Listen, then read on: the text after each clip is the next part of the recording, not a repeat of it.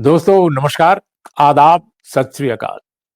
उर्मिलेश संवाद के इस कार्यक्रम में आपका बहुत-बहुत स्वागत है। मैं हूं उर्मिलेश। दिल्ली के चुनाव को लेकर पूरे देश में एक उत्सुकता है। लोगों को ये लग रहा है कि पता नहीं दिल्ली की सरकार भले ही दिल्ली महानगर या दिल्ली राज्य जो भी आप कह लीजिए वहां की सरकार है, लेकिन इतना जोर-शोर से ये चुनाव संपन्न हो रहा है कि पूछिए मत। किसी बड़े राज्य की तरह, और बड़े राज्य में भी ऐसा राज्य जहां पर बड़ी-बड़ी पार्टियों का दांव जैसे दांव पर लगा हो उनका उनकी पूरी की पूरी प्रतिष्ठा, इस तरह का ये चुनाव हो रहा है। इस चुनाव में भारतीय जनता पार्टी जिस शिद्दत के साथ चुनाव लड़ रही है, वह मुझे बंगाल के उस चुनाव की याद दिला रहा है जिसमें ममता बनर्जी और बीजेपी के बीच पिछली बार जबरदस्त ऐसा लग रहा था कि बीजेपी बस जीतने वाली है चुनाव, इस तरह का प्रचार बीजेपी कर रही थी और लोगों ने मान भी लिया था कि ये चुनाव ममता बनर्जी हार सकती हैं, उनकी पार्टी हार सकती है। तो कुछ उस तरह का ये चुनाव है। इस चुनाव में आप जब भी देखिए दिल्ली में तो खासकर हो रहा है, मैं तो देख रहा हूं कि फोन उठाइए तब, यूट्यूब उठाइए तब, यूट्यूब खोलिए तब, और कोई भी कम्युनिकेशन का कोई भी आप प्लेटफॉर्म अगर एक्सरसाइज कर रहे हैं, उसको देख रहे हैं, उसको खोल रहे हैं, तो पता चला कि बीजेपी की तरफ से कोई न कोई प्रचार आ रहा है। ये स्थिति है। आम आदमी पार्टी भी बहुत प्रचारवादी पार्टी है, प्रोपेगेंडा बहुत जबरदस्त वो भी करती है। इस मामले में दोनों पार्टियां, एक बड़ी बहन एक छोटी बहन है। लेकिन आम आदमी पार्टी इस बार मीलों पीछे छूट गई है भारतीय जनता पार्टी से। भारतीय जनता पार्टी से अखबार, television, YouTube, social media platform सारे सब भरे पड़े हैं उसके विज्ञापनों से। ऐसा लगता है कि उसने वाकई किला फतह कर लिया या किला फतह कर लेगी। मैं कोई भविष्यवक्ता नहीं हूं दोस्तों, लेकिन यकीनन भारतीय जनता पार्टी पूरे दमखम से लड़ रही है चुनाव, इसीलिए लगता है कि इस चुनाव में जरूर कुछ बड़ा वो कर पाएगी जो अब तक उसने नहीं किया। निस्संदेह वो सीटें बढ़ाएगी, ये तो मैं कह सकता हूं। लेकिन सीटें कितनी बढ़ेंगी, क्या वो वाकई कामयाब होगी अपने मिशन में कि उसको केजरीवाल को उखाड़ फेंकना है? देखिए केजरीवाल और उनकी पार्टी दोनों दोनों और भारतीय जनता पार्टी के बीच में बड़ा अजीब सा रिश्ता है। अजीब सा रिश्ता यह है कि दोनों एक ही तरह के मन और मिजाज की पार्टियां हैं। जब मैं ये बात कह रहा हूं तो बहुत लोग चौंकेंगे कि ये कैसी कैसी बात कह रहे हैं, लेकिन दोस्तों मैं सही कह रहा हूं। एक ही मन मिजाज की पार्टियां हैं। यकीनन भारतीय जनता पार्टी का जो एक रिश्ता है हिंदुत्ववादी संगठनों से, आरएसएस से या दूसरे और संगठनों से, उस तरह का आम आदमी पार्टी का डायरेक्ट रिश्ता नहीं है। आम आदमी पार्टी बहुत सारे ऐसे कार्यक्रम भी नहीं शुरू करती है, घोषणाएं भी नहीं करती है, ऐसा उसका एजेंडा भी नहीं शो करती है जो आरएसएस बीजेपी का एजेंडा है। लेकिन जहां तक धर्म के राजनीतिक इस्तेमाल का प्रश्न है, उसमें वह भी कुछ कम नहीं है। वो सरकार के वेलफेयर फंड से तमाम तीर्थयात्रियों को अलग-अलग जो हिंदू धर्म स्थल हैं वहां पर यात्रा कराती है। वह भी भारतीय जनता पार्टी की तरह एफर्मेटिव एक्शन, सकारात्मक कार्रवाई, सामाजिक न्याय, इस तरह के जो मूल्य हैं, इस तरह के जो संवैधानिक मूल्य हैं, उनको बहुत पसंद नहीं करती है। आपने देखा कि जब कभी माइनॉरिटी कम्युनिटीज पर बहुत अत्याचार होते हैं, दमन उनका होता है, उत्पीड़न होता है, तो भारतीय जनता पार्टी तो खैर उसकी तो अलग भूमिका होती है, लेकिन आम आदमी पार्टी भी ऐसे मसलों पर खामोश हो जाती है। उस पर कोई दखल नहीं देती, हस्तक्षेप नहीं करती है। कुल मिलाकर सांप्रदायिकता का इस देश में वो पुरजोर ढंग से कभी विरोध करने का उसका इतिहास नहीं है। बहुत छोटा इतिहास अभी तो उसका है एक पार्टी के रूप में, लेकिन ये सच है कि उसका कोई महत्वपूर्ण इतिहास नहीं है सांप्रदायिकता के विरोध का। और जहां तक सामाजिक न्याय का प्रश्न है, वो तो उसके मंत्री राजेंद्र पाल गौतम जिन्होंने इस्तीफा दिया, वो बाकायदे घोषणा कर चुके हैं, कई बार बोल चुके हैं प्रेस कॉन्फ्रेंस में कि पार्टी हमारी जो है, जो उनकी पार्टी रही है, अब वो दूसरी पार्टी में चले आए हैं। वो उसका इतिहास ठीक नहीं है, उसका कामकाज इस मामले में ठीक नहीं है, सामाजिक न्याय की विरोधी पार्टी है। वो उत्पीड़ित समाजों को आगे बढ़ाने के मामले में वैसी ही है जैसे बीजेपी है। तो इसीलिए मैंने कहा कि मन मिजाज काफ़ी बीजेपी से मिलता-जुलता है। लेकिन एक बात ज़रूर बताऊँ कि वो भारतीय जनता पार्टी की तरह एक बहुत ही यूँ कहा जाए कि उस तरह से विद्रूप राजनीति नहीं दिखाती, सोफिस्टिकेटेड है। वह खुलकर जो काम बीजेपी करती है, वो आम आदमी पार्टी आम तौर पे उस तरह से नहीं करती है। वो कई मामलों में सोफिस्टिकेशन है, कई मामलों में वो एक निम्न मध्यवर्गीय या मध्यवर्गीय जो एक शालीनता चाहिए, कौशल भी जो चाहिए, वो दिखाती है। अब जैसे आज की तारीख में उत्तर प्रदेश के मुख्यमंत्री योगी आदित्यनाथ हों या रमेश बिधोड़ी हों, जो सांसद रहे हैं और जो अभी विधानसभा का चुनाव लड़ रहे हैं, आतिशी के खिलाफ जो मुख्यमंत्री हैं यहाँ दिल्ली में, या अनुराग ठाकुर हों या अभी अरविंद केजरीवाल के खिलाफ जो नई दिल्ली से चुनाव लड़ रहे हैं प्रवेश वर्मा हों, इन नेताओं की तरह, जो बीजेपी के ये नेताओं के मैंने नाम गिनाए, उस तरह से आपको आम आदमी पार्टी का कोई भी बड़ा नेता उस तरह की बात नहीं बोलता, उस लहजे में बात नहीं करता, उस भाषा में बात नहीं करता, उस अंदाज में बात नहीं करता। तो ये तो फर्क है। तो यकीनन दोस्तों, जो मैं बता रहा हूं कि इस पार्टी का, ये दोनों एक मन मिजाज की लगभग मिलती जुलती पार्टियां हैं और इन दोनों में ही इस बार चुनावी जंग बहुत जबरदस्त ढंग से फंसी हुई है। शुरू में लगा कि कांग्रेस त्रिकोणीय संघर्ष मुकाबला बनाएगी, त्रिकोणीय, लेकिन त्रिकोणीय बना नहीं है। और सच पूछिए तो अभी कांग्रेस पार्टी अगर 1-2 सीटें जीत जाए या कुछ एक सीटें और जीत जाए तो बहुत बड़ी बात होगी, लेकिन उसके ज्यादातर उम्मीदवार बहुत पीछे हैं। कई जगह जमानत जब्त भी उसकी होती नजर आ रही है। मैं काफी इधर घुमा दिल्ली और बहुत सारे लोगों से मैंने बातचीत भी की। तो मेरा जो एक नजरिया है या मेरा जो एक असेसमेंट है, मेरे पास कोई कोई सर्वे एजेंसी नहीं है कि मैं उसके आधार पर कहूं, लेकिन जो एक जर्नलिस्ट के तौर पे मैंने जो घूमा दिल्ली और जो मैंने लोगों से बात की, उसके आधार पर मैं कह रहा हूं कि कांग्रेस उठती नजर नहीं आ रही है। कांग्रेस जो बिल्कुल जमींदोज थी, उससे थोड़ा सा वो यूं कहा जाए कि आधी उठ सकती है, पूरी तो उठती नजर नहीं आ रही है। तो ऐसे में कुछ एक सीटें अगर मिल जाए तो उसके लिए अचीवमेंट होगा, कुछ और वो वोट परसेंटेज अपना बढ़ा ले, वो उसके लिए अचीवमेंट होगा। लेकिन मुख्य मुकाबला तो बीजेपी और आम आदमी पार्टी में है, जो बिल्कुल एक मन मिजाज की पार्टियां हैं। तो अब सवाल उठता है कि ये क्या है, कैसे केजरीवाल की पार्टी, बीजेपी जो इतने बड़े, मतलब यूं कहा जाए खर्चीले चुनाव प्रचार को सामने पेश कर रही है, बहुत खर्च कर रही है, बहुत प्रचार कर रही है, और साथ साथ जो केजरीवाल साहब और उनकी पार्टी के नेता आरोप लगा रहे हैं कि वो दंड फंद से चुनाव जीतना चाहती है।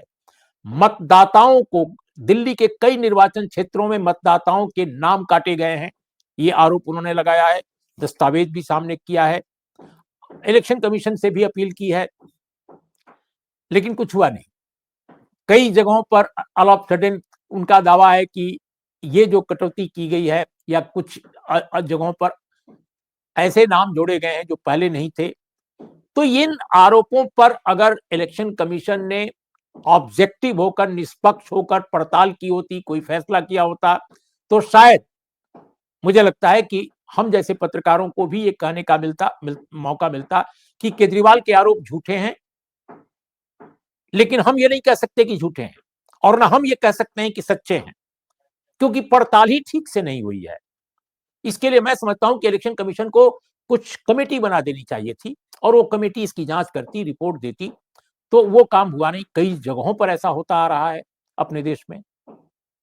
हमने देखा कि महाराष्ट्र के बारे में लोगों ने कहा और उस पर तो एडीआर ने काफी इनिशिएटिव लिया है। अब देखना है कि कोर्ट कचहरी में क्या उस पर मामले आते हैं। लेकिन बहरहाल हमारा आज जो मुख्य मुद्दा है कि क्या दिल्ली की चुनावी जंग में भारतीय जनता पार्टी जिस ताकत के साथ लड़ रही है, जिस जोश के साथ लड़ रही है, और जिस बड़े पैमाने पर वो खर्च और प्रचार इन चीजों पर जोर देती नजर आ रही है, एक यूं कहा जाए कि लोगों को प्रचार में एकदम जैसे उनको प्रचार से प्रभावित कर देना, इतना प्रचार किया जाए, इतना प्रचार किया जाए कि लोग प्रचार के बोझ तले दबकर मान लें कि हाँ, इसी यही पार्टी है जो चुनाव में हम जिसको वोट देना चाहेंगे। क्या लोगों को, उनके दिमागों को, उनके मनोविज्ञान को, उनके फैसलों को चुनाव प्रचार, आक्रामक चुनाव प्रचार से प्रभावित किया जा सकता है, इन्फ्लुएंस किया जा सकता है? दिल्ली के इस चुनाव में ये बात भी देखने को मिलेगी।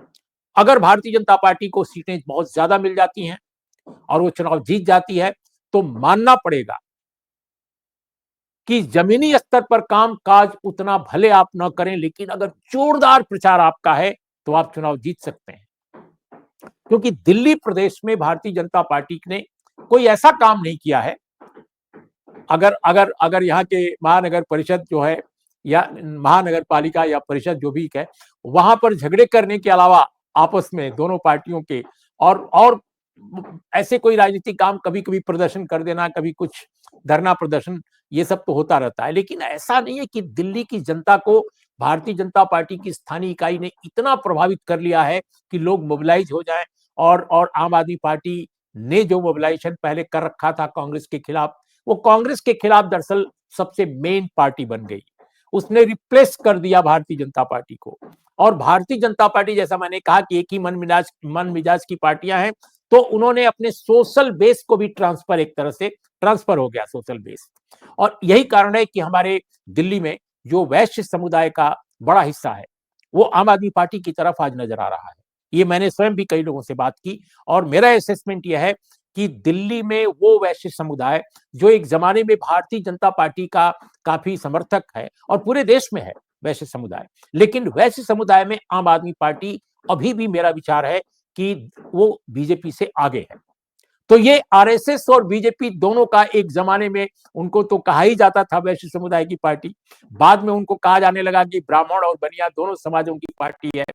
लेकिन आज की तारीख में अगर देखा जाए तो वैश्य समाज जो दिल्ली का है, उसका बड़ा हिस्सा आम आदमी पार्टी को मदद करेगा या उसके पक्ष में जाएगा, ऐसा मेरा असेसमेंट है। और इसके क्या कारण है वो मैं आपको बताऊंगा अभी थोड़ी देर में। लेकिन पहले आप ये सुन लीजिए कि भारतीय जनता पार्टी के पक्ष में जो सबसे बड़ी बात है कि दिल्ली में रहने वाले जो यूपी बिहार के आए हुए लोग हैं, वे काफी बड़ी संख्या में है, उनका परसेंटेज बहुत अच्छा है। तो ये यूपी बिहार से आने वाले जो अपर कास्ट हिंदू हैं, अपर कास्ट हिंदू का मतलब होता है सवर्ण हिंदू, या यूं कहा जाए कि जैसे ब्राह्मण, भूमिहार, जिनको पश्चिमी उत्तर प्रदेश में त्यागी भी कहा जाता है, मिलता जुलता समुदाय है। तो ब्राह्मण, भूमिहार, राजपूत, कायस्थ, ये जो चार जो प्रमुख जातियां हैं,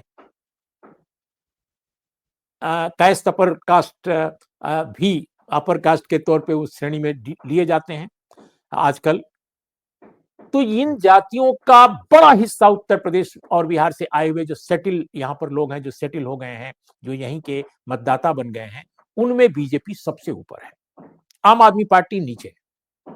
लेकिन वैश्य समुदाय में बीजेपी के मुकाबले आम आदमी पार्टी आगे है। और जो सबाल्टर्न समूह हैं, यानी जो उत्पीड़ित लोग हैं, दलित, तो उतना नहीं कह सकते, ये दलित में भी बेहतर उसकी परफॉर्मेंस होगी, और पिछड़े लोग हैं, अलग अलग जो पेशों में काम कर रहे हैं लोग, अलग अलग महकमों में काम कर रहे हैं, सरकारी नौकर हैं, आमतौर पे साधारण पदों पर कर्मचारी हैं, कारीगर हैं, आप टेम्पो वालों को ले लीजिए, ऑटो वालों को ले लीजिए, टैक्सी वालों को ले लीजिए, सब्जी बाजार में जो अपनी दुकान लगाते हैं उनको ले लीजिए, खोमचे वालों को ले लीजिए, छोटे छोटे दुकानदारों को ले लीजिए, वे सारे के सारे लोग, उनमें उनका एक बड़ा हिस्सा अगर आप देखें, जो मैंने अंदाज लगाया है, वे आम आदमी पार्टी के साथ है। तो जो पिछड़ा तबका है, पिछड़ा का मतलब केवल ओबीसी नहीं, मैं सबको ले रहा हूं, जो जो अलग अलग, कई लोग ऐसे भी हैं जो वैश्य समुदाय के बहुत गरीब लोग हैं, कई ऐसे भी लोग हैं जो अपर कास्ट के हो सकते हैं लेकिन बहुत गरीब हैं, तो वो लोग आम आदमी पार्टी के साथ हैं। जैसे मैं एक दिन जा रहा था साउथ दिल्ली में कहीं, और मैं एक टैक्सी पे बैठा था ओला में, और मैंने ड्राइवर साहब से पूछा, वो अपर कास्ट के थे, लेकिन वो अरविंद केजरीवाल का जबरदस्त समर्थन कर रहे थे, और साथ में ये भी कहा उन्होंने कि बिहार में हम लोग बीजेपी को वोट देते हैं। मजे की बात यह है, लेकिन यहां वो आम आदमी पार्टी को वोट देने की बात कर रहे थे, और कह रहे थे कि हम तो पिछले चुनाव में भी दिए थे और चंदा भी दिए थे, उन्होंने ये कहा। तो इससे ये लगता है कि आम आदमी पार्टी की पकड़ उन तबकों में भी है जो अलग अलग जातियों, हालांकि वो हो सकता है कि ओला ड्राइवर एक्सेप्शन हो, या वो बहुत सारे अन्य उस तरह के लोग हों, लेकिन vast majority of upper caste settled in Delhi from UP and Bihar जो आए हैं, वो बीजेपी के साथ है। यही लड़ाई को मजबूत एक आधार दे रहा है ये पहलू, ये समीकरण। और जो यहाँ पर जाट समुदाय है, गुजर समुदाय है, यादव समुदाय है, इन समुदायों को जो मैंने एक समझने की कोशिश की, अलग अलग क्षेत्रों में उनका उनका अलग अलग रुझान है। अब जैसे उदाहरण के तौर पे जो जो कालका जी का इलाका है, वो निश्चित रूप से विदोड़ी साहब को वहां समर्थन जरूर मिलेगा उनको, ऐसा मैं नहीं कहता कि बिल्कुल नहीं मिलेगा, अच्छा समर्थन मिलेगा उनको। लेकिन चूंकि आतिशी एक बहुत ताकतवर और एक बहुत ही महत्वपूर्ण उम्मीदवार है, मुख्यमंत्री है प्रदेश की, आम आदमी पार्टी की बड़ी बड़ी नेता है, महिला है, और आम आदमी पार्टी की सरकार की जो परफॉर्मेंस है उसके हिसाब से भी उनको कुछ फायदा मिलेगा, तो लड़ाई वहां अच्छी तगड़ी लड़ाई है। कौन जीतेगा कौन हारेगा इसकी घोषणा मैं नहीं कर सकता, इसका कोई प्रोडिक्शन मेरे पास नहीं है, खासकर कॉन्स्टिट्यूएंसी वाइज। लेकिन ओवरऑल अगर देखा जाए तो इन तबकों में जो दिल्ली के गुजर या जाट या यादव, ये जो तबके हैं, इनमें विभाजन साफ साफ दिखाई देता है। जैसे बादली का इलाका है, या दूसरे और इलाके हैं बाहर बाहर दिल्ली के पश्चिम क्षेत्र के, वो आप देखेंगे कि वहां आम आदमी पार्टी यादव गुजर या जाट, इनमें भी उनकी पहुंच है, और अच्छी खासी पहुंच है। लेकिन दूसरे इलाकों में बीजेपी की भी पहुंच है।